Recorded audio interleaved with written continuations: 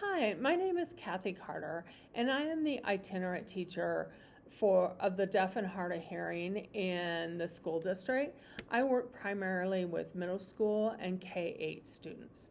And today I'm going to talk about the FM system that you will be wearing because you have a student with a hearing loss in your classroom. And how this works is that it works on radio waves. So you speak into the microphone and then the student receives the information or your voice through their hearing device.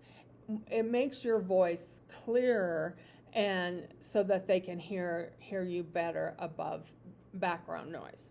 Okay, this one is called a mini mic, and it's pretty simple. I hope you can see this. The on-off button is gray.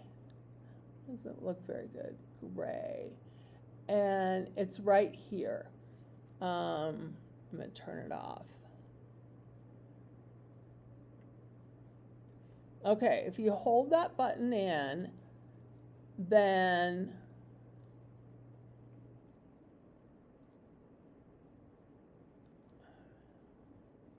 you'll see a green light come on, and that means it's ready.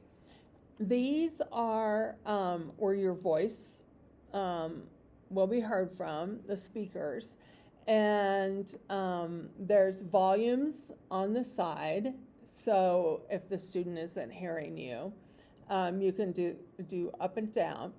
And with this mic, you'll have to clip it to your lanyard. One more thing I know. And have it about this far away from your mouth so the student gets the information. The other thing, if a student goes from class to class, they are responsible to take this with them, okay? The last thing is that it needs to be charged every night. So here's the charging cord, and it just goes in the side and plugs into the wall. So that's the basis of it. If you have any questions or concerns, you can call me or text me at Kathy, Kathy, .carter @tsd.org. Okay, thank you. Have a nice day.